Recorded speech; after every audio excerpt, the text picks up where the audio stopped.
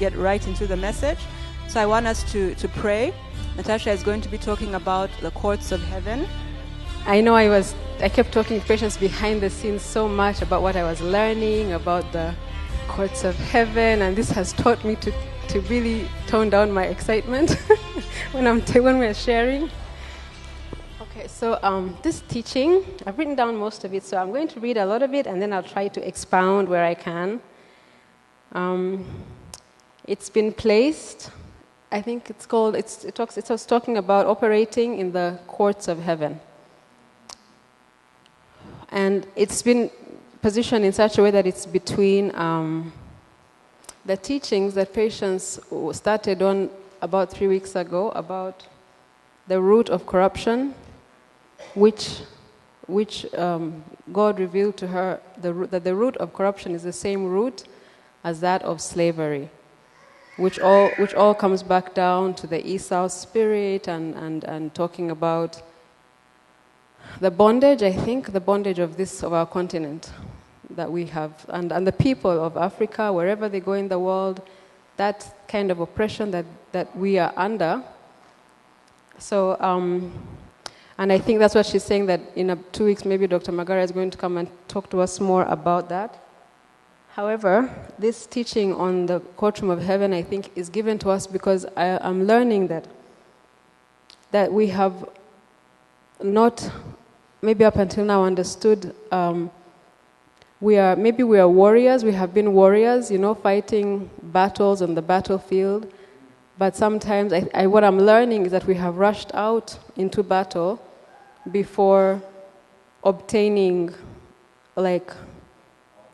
orders or permission or some kind of warrant from the court of heaven.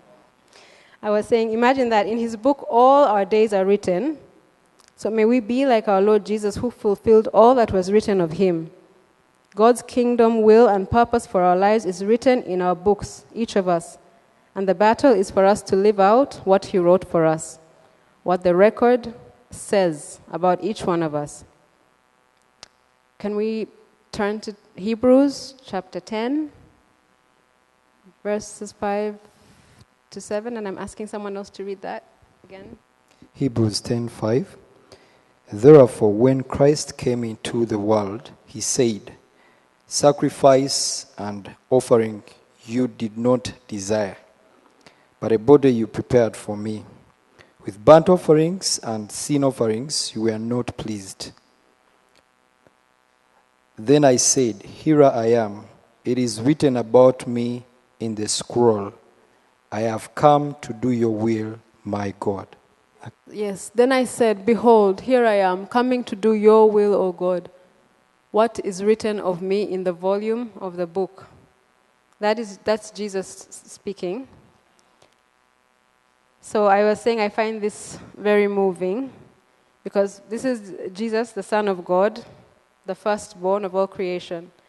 And I was thinking before creation, he must have probably walked through the libraries of heaven and the courts of heaven so many times, reading all the volumes and all the records of his own life and the lives of the people that were to come, in time to come.